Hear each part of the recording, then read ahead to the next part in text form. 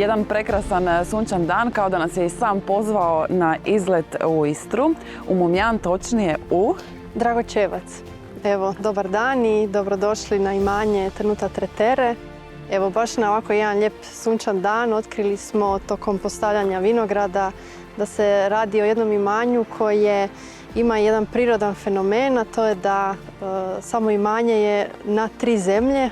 Nina, ti si inače po zanimanju enologinja i rekla si kada si svojima doma rekla da ideš zapravo raditi ocat, kakve su bile reakcije? Pa da, kod nas se za tako neke stvari, kad je nešto krivo, onda nam se kaže šla si na ocat. Tako da bila je to malo ovako zafrkancija u mojoj familiji. Nešto kasnije ćemo čuti malo više o octu, o proizvodnji octa, međutim sada želim čuti od tebe malo više, znači priču koja se krije iza nastanka ovog imanja. Pa sam vlasnik je Ivan Catalano, dakle rođeni Sicilijanac, novigradski poduzetnik koji u Istri boravi već više od 25 godina. Došao je iz ljubavi u Istru i tu se zadržao. Ova oaza je bila, ajmo reći, kupljena za njegovu obitelj, prijatelje, a onda malo po malo taj krug kako se je širio su ga nagovorili da krene i javno otvoriti imanje. Mi uvijek savjetujemo da se krene od samog Forte Bianco, ovog svjetlijeg naravno. Dakle, on je u toj kategoriji Forte, zato smo mu i dali to ime, dakle izraženije kiseline, ali voćan ili jedan fini, dakle za na salatu, za marinade, za carpaccio riblji. Uzme se malo, zbilja malo, znači dovoljno je 1 do 2 kapi i kuša se. Može se pomirisati i može se staviti na početak jezika gdje se onda lijepo raspršuje ta kiselina po cijelim ustima. Mislim da svako ovdje može primijetiti lijepu voćnost. I ljudi se iznenade u biti jer em što nikad toliko se ne posvete kušanju octa. Baš intenzivno onako nekako. Intenzivan, ali lijepo voćan. Od male kapljice onako bude u ustima baš neka eksplozija. Da.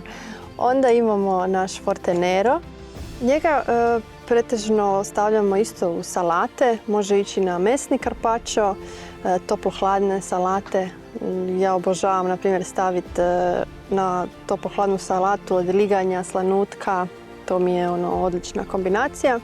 I treći je naša zvijezda, dakle Aceto balsamico, 4 godine odležan.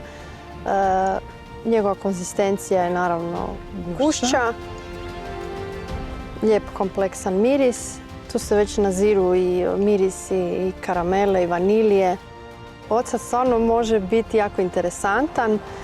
U biti u Italiji sa samim Acetom balsamicom cijeli taj proces je bilo da bi se napravilo nešto što će oni konzumirati nakon jela, a što će im olakšati probavu. I tako da u biti od nečeg što je bilo, ajmo reći, ljekovito, sad je to gurmanski, prepoznatljivo, ima svoju cijenu. Inače, kod vina je poznato da se radi o nekakvom podrumu, a kod octa je u biti kontra toga. Znači, išli smo u šufit ili na tavan. Dakle, ovo je jedan početak i jedan prikaz naših početaka i startanja tog hobija. Tu je par bačvica naših. Evo, danas sam pripremio jedno vrlo jednostavno jelo koje može svatko sebi doma u svom domaćinstvu pripremiti, a opet u to jelo sam kombinirao i naš domaći, ajmo reći, tradicionalni Aceto balsamico koji proizvodimo ovdje na našem imanju. Ovo jelo koje sam se odlučio danas raditi, to su komadići bifteka u umaku od nota Aceta balsamica.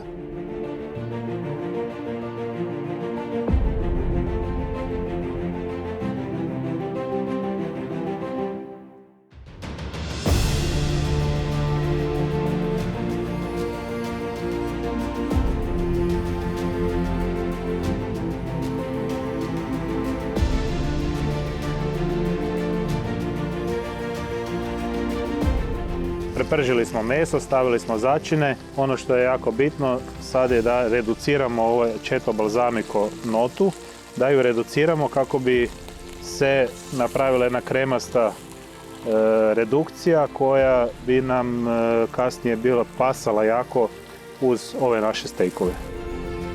i jednu sezonsku salatu, miješanu zelenu salatu, cikla, šeri rajčica, sir i orasi, koja će se lijepo sljubiti uz ovo naše jelo od bifteka.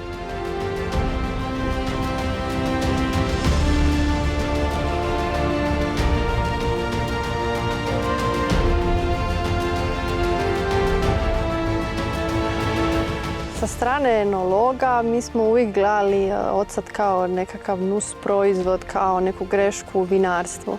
Sad sa pozicije osobe koja proizvodi ocat, naravno druga strana je... Da, ocat zapravo može biti, kao što vidimo iz ovog primjera, jedna jako kompletna priča. Da. Pa evo, trudimo se i mislim da smo na dobrom putu da ovo bude jedna lijepa priča, da se Istra ponosi tom pričom, da potaknemo i druge da se time bave. U biti da ljudi mogu doći u Istru ne samo po vino, ne samo po maslinovo ulje, nego u biti i po ocat.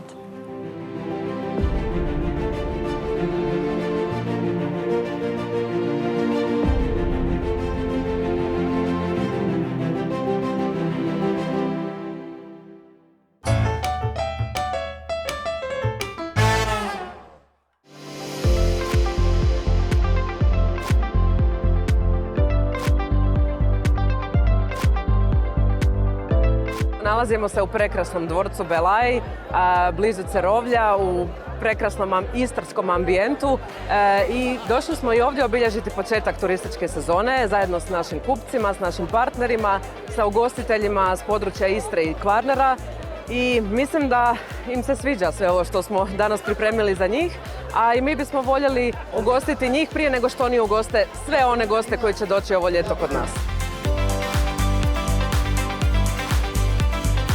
Mi smo autodestinacija, mi smo destinacija gdje je Rijeka, Kvarner udaljen 500 km od Budimpešte, od Beča, od Milana, od Beograda. Znači mi živimo malo duže, ta sezona živi kod nas nego što živi u Dalmaciji ili u nekim drugim dijelovima Hrvatske. Tako da možda nismo se profilirali kao druge destinacije da smo uzdigli i napravili fine dining restorane, ali mislim da kod nas gost koji dođe može dobiti ono što očekuje u Hrvatskoj. Potpuno je drugačije, jer drugačije je zapravo kad dođete s ureda i nekakvog svakodnevnog poslovanja sa 5 ljudi s kojima stalno radite i kad dođete stvarno u taj svijet sa kupcima i vidite zapravo raznolikost i ljepotu cijelog posla koje zapravo i oni rade i koji mi svi skupa radimo. Tako da jako je lijepo ovako malo u opuštenoj atmosferi zapravo da možemo svi zajedno i popričati i podružiti se i imati nekako vremena, možda se stvari za koje inače nemamo. Da se malo vidimo u drugčijem okruženju, u opuštenoj atmosferi. I tako lijep je dan, ovdje smo u Istri, baš je krasno.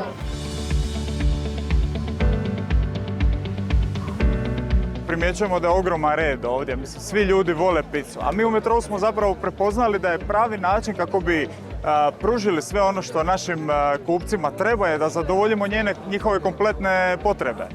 U tom smislu gledamo i Pizza Solution kao takav. Postoji podatak kad bi uzeli doslovno sve menije iz svih restorana u Europi i Sjedinjenim državama i stavili ih na hrpu, 35% te hrpe bi bila pizza. Znači, sasvim logičan izbor i mislim da nije postojalo uopće nikakve dileme da mi krenemo u tom smjeru. Metro globalno kao kuća svake godine pregovara i realizira projekt pod nazivom Vino godine. Ove godine odluka je pala dakle, na talijansku vinariju Cantina di Soave. Riječ je o vinariji koja se nalazi u apelaciji Soave na samom sjeveru Italije u pokrajini Veneto, kraj grada Verone. Riječ je dakle, o vinariji sa tradicijom duljom od 120 godina. I konkretno brend pod kojim pune ova vina za Metro ove godine jest Volere.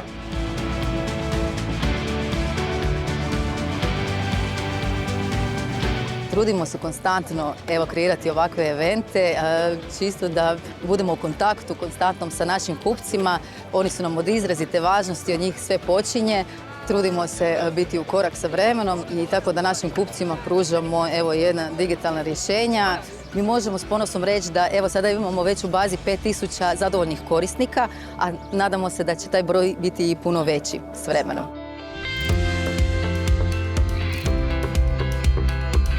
Bez neprehrambenog asortimana naš svijet horeke ne bi postojao. On je tu da nam pomogne u samoj pripremi i obradi namirnica i da zadovolji krajnjeg klijenta kao i one ljude koji u profesionalnoj kuhinji rade na takvoj opremi.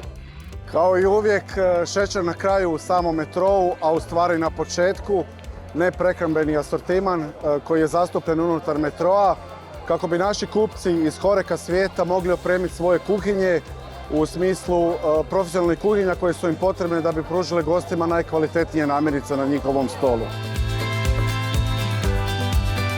Sezona je već počela, kampovi su otvoreni, mi to primjećujemo po izlasku naše robe na tržište. Najviše su željeli probati ovaj istarski pršut, zato on je bio šampion sajma u Tinjanu pred 2 godine i zlatna medalja i ove godine. Znamo da Istru obožavam, prostor je prekrasan, dvorac Belaj, vinogradi, okolo pogled i kuhati u ovakvom ambijentu je krasno.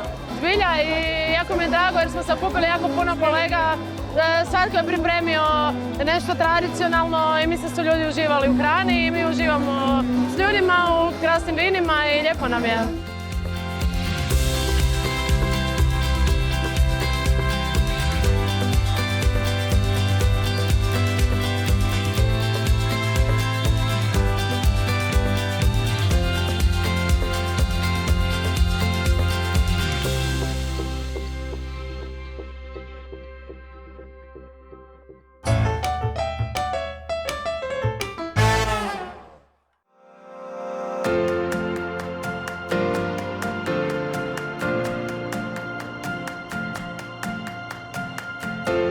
Iz Istre naše putovanje Hrvatskom dovelo nas je sve do Vivodinskog kraja. Očekuje nas dan prepun uzbudljivih avantura, dobrog društva, vina slasnih zalogaja i puno duge šetnje. Vodimo vas na Vajne Walk.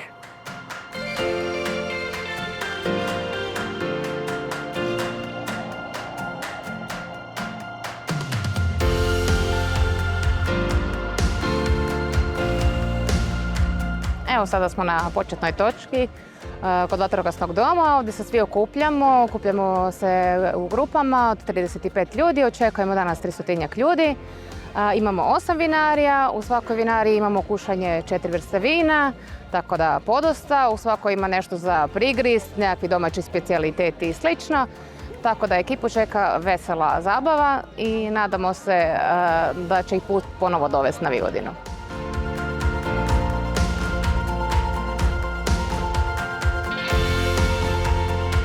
Prva postaja nalazi se u centru Vivodine, u samu crkvu Svetog Lovre. Inače nalazite se na gospodarstvu obitelji Frlan. Tradicija je duga, ja mislim da sam ja čak i 5. generacija koja se bavi, ajmo reći, poljoprivredom i nekim tipom ugostiteljstva. Vidjet ćete, ima ovdje 8 vinarija, vrlo interesantna vina. Imat ćete i jela, neka tradicijska, većinom su to domaći proizvodi. S time se bavimo i htjeli bi da uplodimo taj naš rad čim bolje da ga prezentiramo.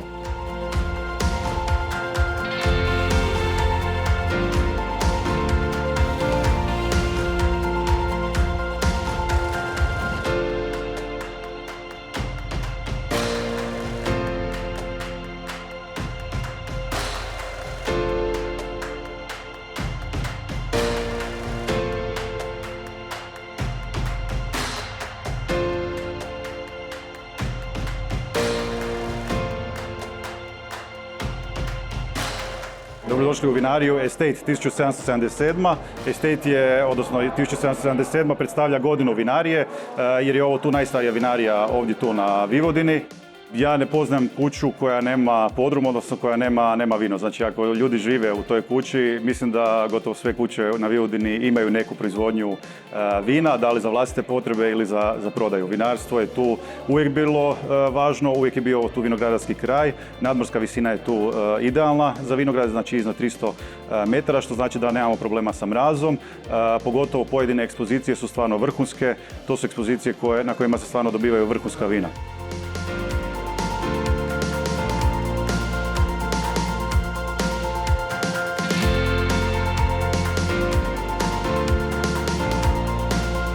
Trenutno se nalazimo u jednom autohtonom vivodinskom podrumu, znači koji je star preko 200 godina i obitelj se znači generacijama bavi tradicionalnom proizvodnjom grožđa, obrađujemo 1,5 hektara vinograda i od toga imamo 4 sorte. Znači najzastupljenija nam je sorta Graševina, nakon toga imamo muškat žuti, sivi Pinot i crni Pinot. Vidite, nalazimo se sada od prometnice 500 metara, znači tradicionalno je u vinogradu Podrum, vinogradi su tu, znači ovo vam je odmor za dušu i tijelo. Sada ste se penjali, znači sve sad do ostale vinarije, koliko imate još 5 vinarija, ići ćete nizbrdo.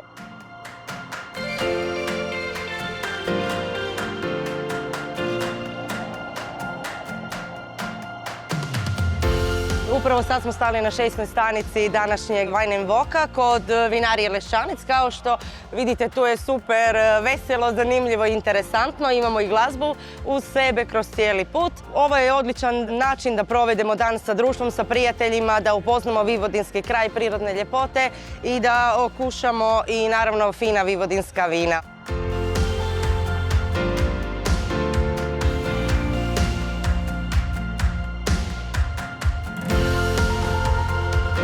Mi smo ovdje predzadnja, znači stanica, znači 7. ovu godinu, nadam se da vam nije bilo prenaporno. Nekada smo proizvodili, to jest moji roditelji, grožđe isključivo za vinariju koja je danas u privatnim rukama.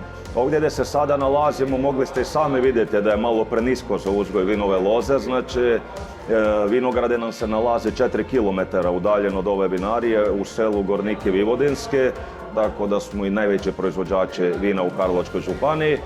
Zašto Podrum ovako nisko, zašto na ovoj lokaciji? Upravo zato se nalazi uz obiteljsku kuću, znači gdje živimo. Da li radi prodaje, da li radi same prerade i svega zajedno, pokazalo nam se puno prihvatljivije u ova 2 vikenda i kroz ovu manifestaciju Wine & Walk koju organizira naša udruga proći će nešto manje od 600 ljudi. Naša Vivodina ima 27 sela i zaseoka, ima samo 507 stanovnika. Tako da, evo, ljudi imaju kaj vidjeti, ali svi se dive ovim krajolicima i slično i evo, upravo ovo radimo da mi mladi ostanemo tu i naša djeca, da ta depopulacija već jednom stane. 3. stanica, ste bili u onom Podrumu, to je moja rodna kuća. Moj brat tamo je naslijedio to i mene veseli svaki dolazak ljudi u ovaj kraj. Kupili smo ovaj Podrum zbog proizvodnje octa, jer mi imamo najveću proizvodnju prirodnog jabučnog octa u Hrvatskoj. Ali čujte, ima takav Podrum pa ne imat vino. I jasno da sam bio sretan kad smo to kupili i veseli me da se tim poslom bavim. I veseli me da i cijela Vivodina kreće naprijed. Znate, vi, ako ste te sve podrume obišli, ako ste kušali vina, nema ni jednog vina koje je loše, koje je prosječno. Sve su to iznad prosječna vina. Vivodina je kraj kroz koji se nigdje ne putuje. Vi morate namjerno doći ovdje. I sve pozivam, neka dođu, neka, hvala Bogu, postoji adresar do naših vinogradara, se lako može doći, pa i ovo, evo sljedeću subotu je opet Wine & Walk. Neka ne vjeruju meni da mi imamo svi tak dobra vina. Nek dođu provjeriti ovdje kod nas.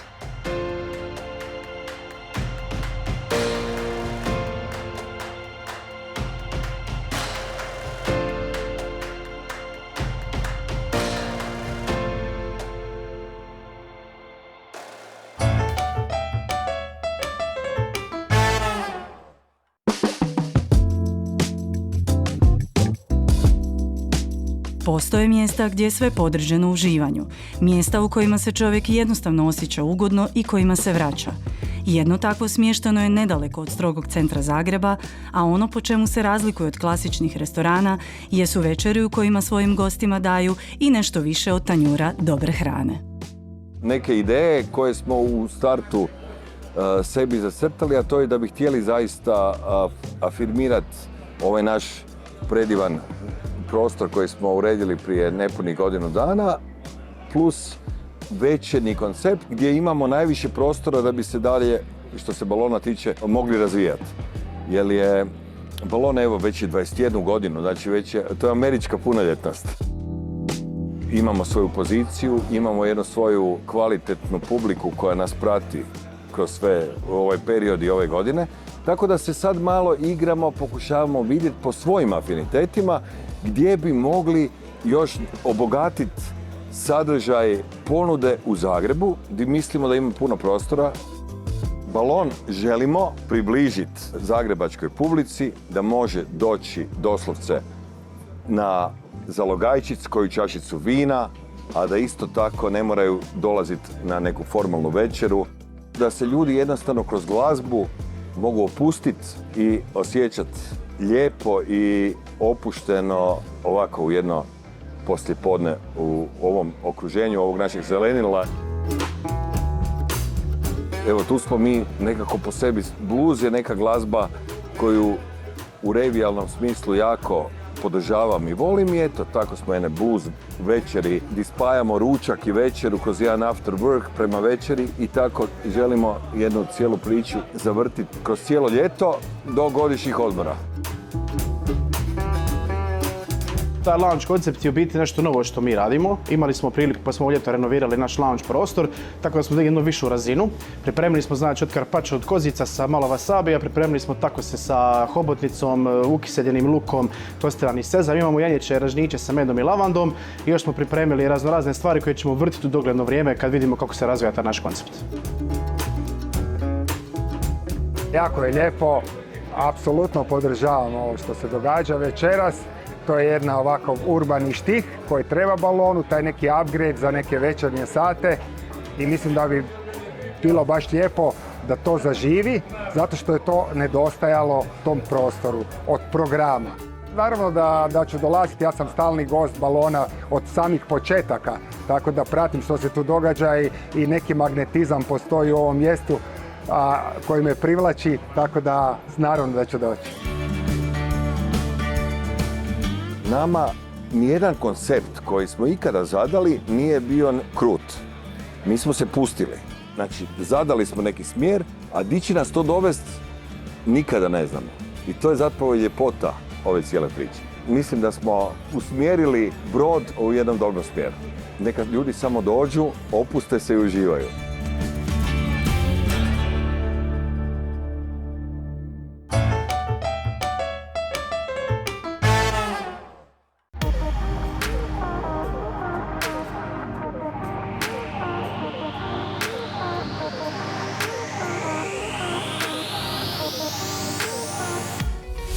Lijepo pozdrav svima, jako mi je drago što ponovo kuhamo zajedno, pogotovo zato što danas pripremamo nešto slatko. Da, napravit ćemo kolač od mrkve.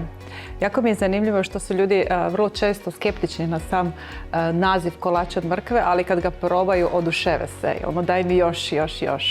Tu ću se morati složiti s tobom, zato što sam ga i pravila i kušala više puta, ali evo, veselim se vidjeti kako izgleda u tvojoj izvedbi. Usporedit ćemo recepte pa ćemo vidjeti na kraju čiji je bolje. Ja ti odvojim mokre sastojke od suhih. Počnem sa jajima koje ćemo pjenasto umutiti sa šećerom. Ti bi u međuvremenu dok se to muti mogla oguliti mrkvice i naribati ih na skroz tanko, a onda ćemo dalje. U naš Ken Vodka mix stavljamo cijela jaja i šećer u koji smo stavili jedan vanilin šećer. I sad ćemo ga pjenasto umutiti.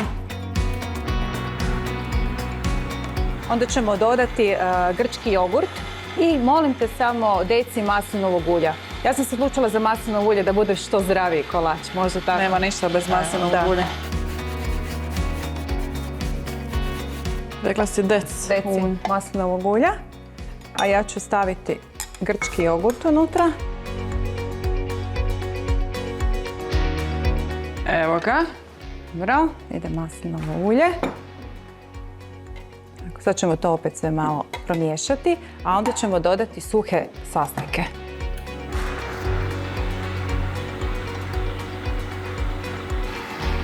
Nakon što smo izmiješali, stavljamo bademe mljevene. Ovdje imamo mješavinu praška za pecivo i žličica cimeta. I sad ćemo polako dodavati da nam se to lijepo sjedini, malo po malo. Zašto žlicu po žlicu? Da nam malo tijesto bude ljepše, da se lakše umuti, da nema grudica ili slično. A onda kad završimo s ovim, ručno ćemo umiješati ovu mrkvu.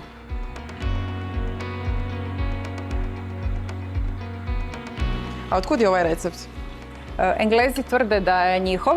Francuzi su se isto javili da je njihov, pa tako i Švicarci. A onda su Amerikanci rekli da su oni zaslužni da je ovaj kolač tako dobar jer su osmislili onaj preljev bijeli. Na kraju je američki. Ne znam ni ja. Nek bude hrvatski. Nek bude.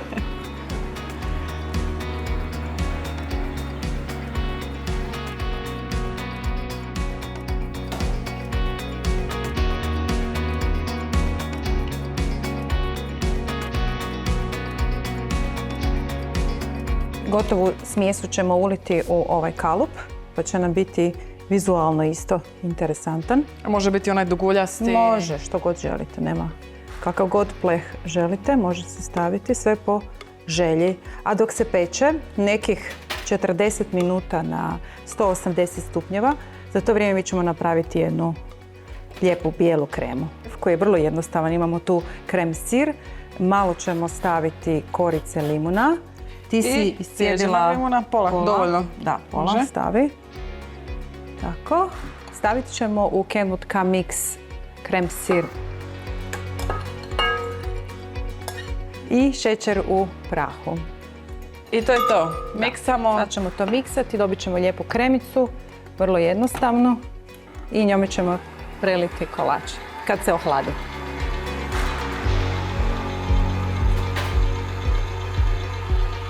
E sad biti ili ne biti, da Ajmo vidimo. vidjeti.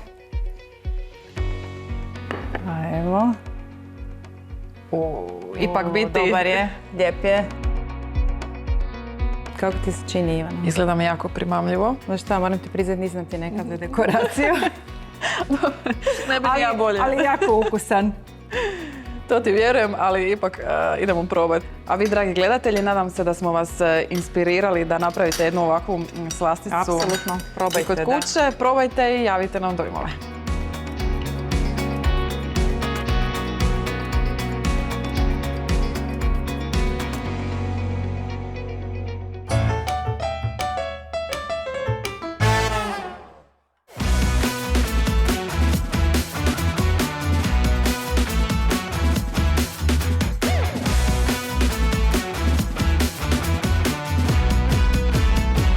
U Luma Wine & Friends vinoteci danas ćemo predstaviti 2 vina makedonske vinarije Tikveš, a o kojim se vinima radi saznaćete u narednim minutama. Blage zime, vruća ljeta i sunce koje ovu zemlju grije preko 270 dana u godini, savršeno su okruženje za uzgoj vinove loze i proizvodnju vina. Makedonija stoga na vinskoj karti jugoistočne Europe oduvijek slovi kao veliki proizvođač nekada vina niže kvalitete, a danas svakako kvalitetnih i vrhunskih vina. Vinarija Tikveš svoje ime dobila po istoimenom vinogorju najpoznatije vinogradarske regije u Makedoniji, smještene na istoj zemljopisnoj širini kao i svjetski poznate vinske regije Italije, Francuske i SAD-a. Prvo vino koje ćemo probati biti će bijeli kuve pod nazivom Luda Mara iz 2023. godine. Radi se o blendu Chardonnaya, Sauvignona i Smederevke. Grožđe za ovo vino nakon ručne berbe fermentira i odležava u inox tankovima.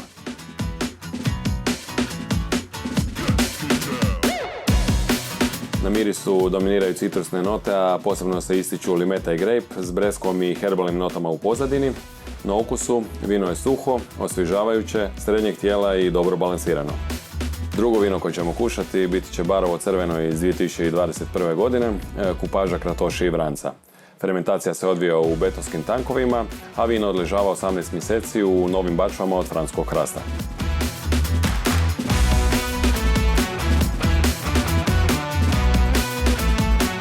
Na mirisu vino je kompleksno, s dominantnim notama bobičastog voća i hrasta.